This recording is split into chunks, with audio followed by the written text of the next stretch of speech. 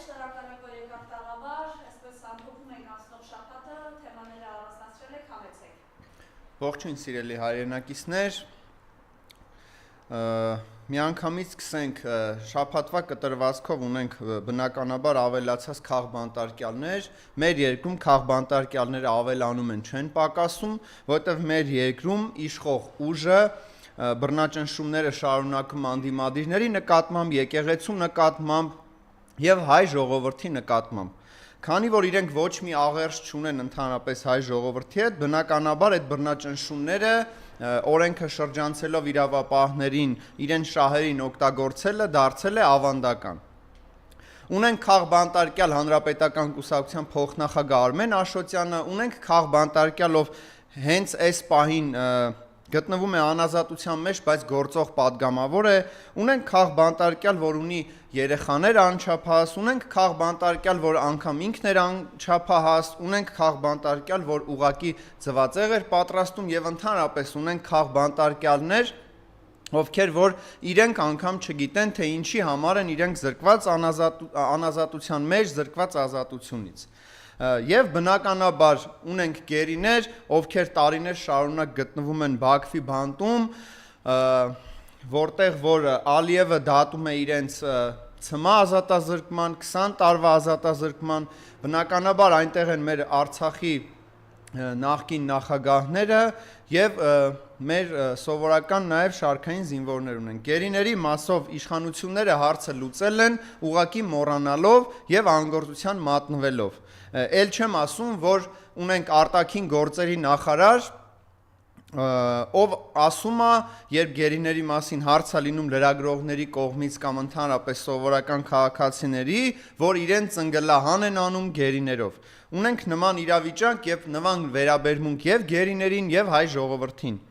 Ես ձեզ վստահեցնում եմ, սիրելի հայրենակիցներ, որ Բաքվում գերիների հետ դատում են մեզ, Բաքվում չեն դատում անհատների, այլ մի ամբողջ ազգի են դատում։ Եվ մենք յուրաքանչյուրս պետք է հնարավոր ամեն ինչ անենք, բարձրաձայնենք, որպեսզի մեր գերիները վերադառնան իրենց ընտանիքներ եւ բնականաբար բոլոր քաղբանտարկյալները հայտնվեն ազատության մեջ։ Հիմա անցնելով առաջ պետք է հիշեցնեմ եւ շնորհավորեմ մեր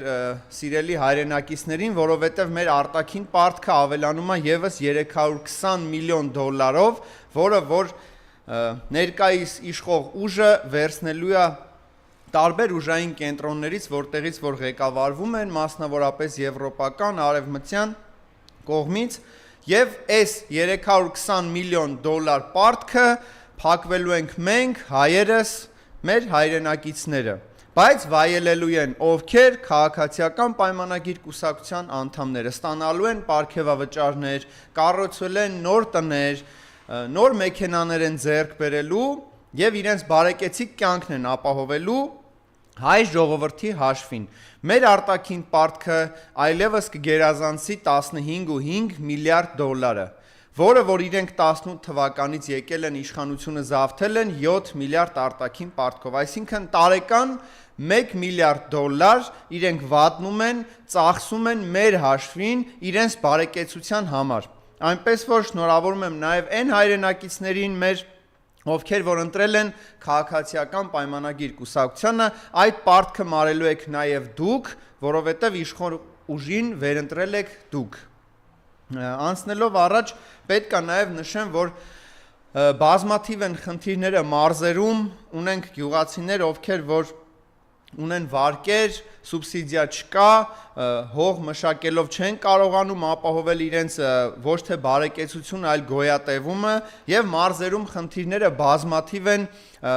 տարբեր շրջանակներում, տարբեր հարթակներում մենք հնարավորինս բարձրաձայնում ենք այս խնդիրները, բայց մեր գյուղացիների կյանքը չի փոխվում, հող մշակելով անգամ չեն կարողանում գոյատևել Հայաստանի Հանրապետությունում այն պայմաններում, երբ որ կառավարությունը նշում է, որ մենք սուբսիդավորում ենք, 0% վարկեր ենք տալի, գյուղացիներին օգնում ենք հնարավոր ամեն ինչով, ծրագրեր ենք իրականացնում, բայց մեր սիրելի գյուղացիները, մարզերում բնակվողները չեն կարողանում գոյատևել, որովհետև ունեն պարտքեր, խնդիրներ, վարկեր, Եվ իրենք իրենց խնդիրների հետ մնացել են մենակ, որովհետև իշխանությունը, կառավարությունը զբաղված են իրենց բարեկեցությամբ, ոչ թե գյուղացիների կյանքը բարելավելով։ Ինչպես իրենք ստում էին նախորդ 8 տարիների ընթացքում, յուրաքանչյուր քարոզարշավի ընթացքում, մենք ունենք գյուղացիներ, ովքեր մենակ են մնացել իրենց խնդիրների հետ, ովքեր որ չեն կարողանում իրենց օրվա ապրուստը, օրվա հացը, իրենց ընտանիքի հացի խնդիրը լուծեն, բայց իրենց Երևանից խաբում են, որ իրենց խնդիրներով զբաղվում են ու ոչ մի մարզպետ իր տեղում չի, ոչ մի նախարար իր տեղում չի, ել չեմ ասում, որ ունենք էկոնոմիկայի նախարար, ով պատկերացում անգամ չունի, թե գյուղերում ինչ խնդիրներ կա ու ինչ խնդիրներ կարող է առաջանալ։ Այս մարդիկ միայն ստում են ու այս մարդիկ շարունակելու են ստել այնքան ժամանակ, քանի դեռ իշխանություն են։ Հետագայում բնականաբար ես վստահ եմ, որ յուրաքանչյուր պարագայում իշխանափոխության պարագայում պետք է յուրաքանչյուր իր պատիժը կրի իր իսկ բանտախցում արժանվույնս ու օրենքի ամբողջ խստությամբ։ Ուրեմն ունենք ՔՊ-ում այնպիսի ստորներ եւ սրիկաներ, ինչպիսիք են բարձրաստիճան պաշտոնյաներ ազգային ժողովում եւ կառավարությունում, ովքեր որ հնարավոր բոլոր տարբերակներով խաբում են մեր հայրենակիցներին ու այդ խաբեությունը շարունակվում է տարիներ շարունակ տարբեր հարթակներում սկսված Նիկոլ Փաշինյանից։ Ուրեմն տեսեք, քաղաքացիական պայմանագիր կուսակցության գրեթե բոլոր անդամները ապրում են 1000 անգամ ավելի լավ, քան մինչև 18 թվականը։ Շատերը նոր բնակարաններ են ձեռք բերել, շատերը նոր մեքենաներ, բայց կարող եմ առանձնացնել շատերի մեջ Ալեն Սիմոնյանին, ով ավելի քան հայտնի է որպես Աղդամցի Ալեն, ուրեմն իրեն նախ գցեցին, այսպես կոչված, եւ պաշտոն չտվեցին, հետո մեկ այլ իր թիմակիցներից մեկին գցելով Ալեն Սիմոնյանին տվեցին պաշտոն։ Պետք է նշեմ, որ այդ պաշտոնը ունի շատ հետաքրքիր անվանում ու ինքը աշխատելու է յախք քարտուղար։ Այն ամեն ինչը, որ մենք գիտենք Ալեն Սիմոնյանի մասին, հերիք է, որպեսզի մենք համոզված լինենք, որ ինքը իրավունք չունի ընդհանրապես պաշտոն զբաղեցնելու, ընդհանրապես Հայաստանի Հանրապետության անգամ քաղաքացի լինելու, որովհետև ինքը Հայաստանի Հանրապետության մեկ այլ քաղաքացու վրա ուղղակի կարող է փողոցում տեսնելուց թքել եւ անպատիժ մնալ։ Ինքը կարող է ստել ասել, որ ինքը Աղդամ իր հայրենիքն է համարում, հետո ուրանալ այդ ամեն ինչը ու իրեն համարել կենտրոնցի, երևանցի Ալեն եւ այսպես շարունակ։ Ալեն Սիմոնյանին բնականաբար չեմ կարծում, որ ինչ որ մաղթելու բան կա, ինքը ոնց տենց յախք քարտուղար ընտրվել է, տենց յախք քարտուղարել աշխատելու է, բայց այնուամենայնիվ ունենք իրավիճակ, որտեղ որ քաղաքացիական պայմանագիր կուսակցության շատ անդամներ, ովքեր որ գերազանցում են կամ չեն գերազանցում Ալեն Սիմոնյանին, այնուամենայնիվ ստացել են պաշտոններ։ Բնականաբար պաշտոնակռիվը դեռ շարունակվում է, ՔՊ-ում իրար մեջ չեն կարողանում բաժանել շատերը ոչ գումար, ոչ պաշտոն եւ այսպիսով Հայաստանի Հանրապետությունը գնում է կործանման, Հայաստանի Հանրապետությունում կան օկուպացված տարածքներ, Հայաստանի Հանրապետությունում մեզ իշխանությունները ստում են, որ բերել են խաղաղություն, բայց Հայաստանի Հանրապետությունում ներկա խաղաղ պայմաններում սպանվում են զինվորներ, զոհվում են զինվորներ եւ վերջի վերջո բանակում ամենաթողությունը։ Անդրադառնալու կարիք չեմ տեսնում պաշտպանության նախարարին, որովհետև ներկայումս գործող պաշտպանության նախարարը պատկերացում չունի ինչ է կոչվում պաշտպանություն, ինչ է ասել անվտանգություն, ինչ է նշանակում պետություն եւ ինքնիշխանություն։ Մարդը ուղղակի պատմաբան է, որ բախտի քմահաճույքին ալիքի արդյունքում հայտնվել է բարձրաստիճան պաշտոնում, որը որ իրեն շռայլել է Նիկոլ Փաշինյանը, ով եւս պատկերացում չունի, թե ինչ է նշանակում անվտանգություն, պատկերացում չունի, թե ինչ է նշանակում սուվերենություն, խաղաղություն եւ ինքնիշխանություն։ Ինչ վերաբերվում է ՔՊ մյուս թիմակիցներին, այնտեղ ունենք այնպիսիները, ինչպես Չախոյաններն են, ովքեր որ հատուկ ներդրված են ազգային ժողովում, որպեսզի սադրեն, որպեսզի իրենց իրական դեմքը ցույց տան, ինչու՞ չեն նաև ազգային ժողովի ամբիոնից մեր հայրենակիցներին եւ բնականաբար ամբողջ աշխարհին, թե ինչպիսին չպետք է լինի հայը եւ ինչպիսին չպետք է լինի ապագայում յուրաքանչյուր ազգային ժողովի падգամավոր եւ յուրաքանչյուր կառավարության ներկայացուցիչ։ Այսպիսով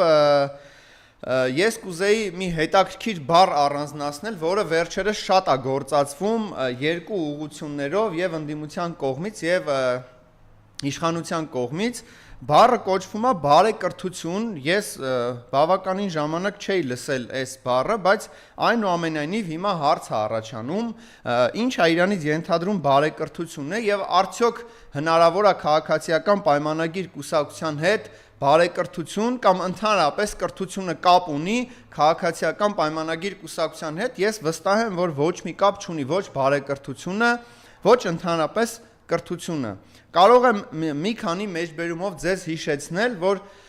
քաղաքացիական պայմանագիր կուսակցության իշխանության օրոք սպանվել է Սոնա Մնացականյանը, ով հղի էր, սպանվել է Արմեն Գրիգորյանը դատարանի դահլիճում, սպանվել են բազմաթիվ մեր հայրենակիցներ նախորդ 8 տարիների ընթացքում այս իշխանության օրոք իրենց անգործության պատճառով, ինչպես Վալոդիա Գրիգորյանը սպանվեց իրենց իսկ բակում։ Այն սպանությունների հետևում, որոնք կանգնած են քաղաքացիական պայմանագիր կուսակցության անդամները, պետք է պատասխանատվության ենթարկվեն եւ բոլորը օրենքի ամբողջ խստությամբ։ Ես վստահ եմ, որ մեր հայրենակիցները նաեւ չեն մոռացել 44-օրյա պատերազմը, 44-օրյա պատերազմի զոհերին եւ միանշանակ չենք կարող մոռանալ, որ զոհերի ծնողներին ծեծում էին եռաբլուրում, որ զոհվածների ծնողներին տանում էին դատարաններ, որ զոհվածի ծնողներին արժանվույնս պատվի առնելուց բացի հնարավոր բոլոր տարբերակներով փորձում էին անպատվեին, անարգեին եւ այսպես շարունակ, ուրանալով մեր հերոսներին, մեր զոհերին։ Եվ ուզում եմ մեր հայրենակիցներին հիշեցնեմ, որ եթե իրենք մոռացել են 44-օրյա ոճրագործությունները ու այս իշխանությունների խայտառակ վերաբերմունքը, ես ձեզ ուզում եմ հիշեցնել այն տեսարանները, որ մենք ունեինք դիահերձարաններում եւ Երևանի հիվանդանոցներում, որտեղ որ պարկերի մեջ մեր եղբայրների մարմիններն էին, տարբեր մասեր մարմիններից, տարբեր մասունքներ ու եղել են ծնողներ, որ տարբեր մասեր են տվել մարմնի ու անգամ այո, այդ ամեն ինչը մենք չենք կարող մոռանալ։ Եթե կան այդպիսիք, այո, եղել են ընտանիքներ, որ տվել են մի մարմնի մաս, եղել են ընտանիքներ, որ նույն մարմնի մասից մի քանի հատ են տվել եւ այսպես շարունակ։ Եթե կան այդպիսիք մեր հայրենակիցների մեջ, որ մոռացել են այս ամեն ինչը, այս ոճրագործությունները, ես ձեզ ուզում եմ հիշեցնեմ, որ այդ պարկերում մեր եղբայրներն էին, մեր հայրենակիցներն էին, մեր հերոս տղերքն էին, ովքեր որ հիմա հանգչում են եռաբլուրում, ովքեր որ պայքարում են, որպեսզի Հայաստանի Հանրապետությունը անկախ լինի, որ մենք ունենանք պետություն եւ պետականություն, մենք ունենայինք Արցախ եւ ինքնիշխանություն, որը որ վատնեց եւ քանդեց Նիկոլ Փաշինյանը 2018 թվականից ի վեր։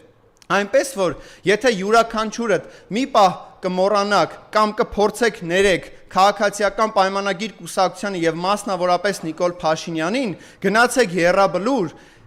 եւ տեսեք, թե սառը քարերից մեր տղերքը ինչ են մեզ ասում եւ մեզնից ինչ են պահանջում։ Եվ հիշեք այն պատկերները, ինչ մենք տեսել ենք 44-օրյայի շրջանակներում, ներառյալ նաեւ պարկերում մեր եղբայրների մարմինները։ Իրենց գործը աններելի է, իրենց ոչ հայ ժողովուրդն է ներելու, ոչ անգամ Աստված։ Իրանք քրիստոնեության հետ ոչ մի կապ չունեն։ Շնորհակալություն։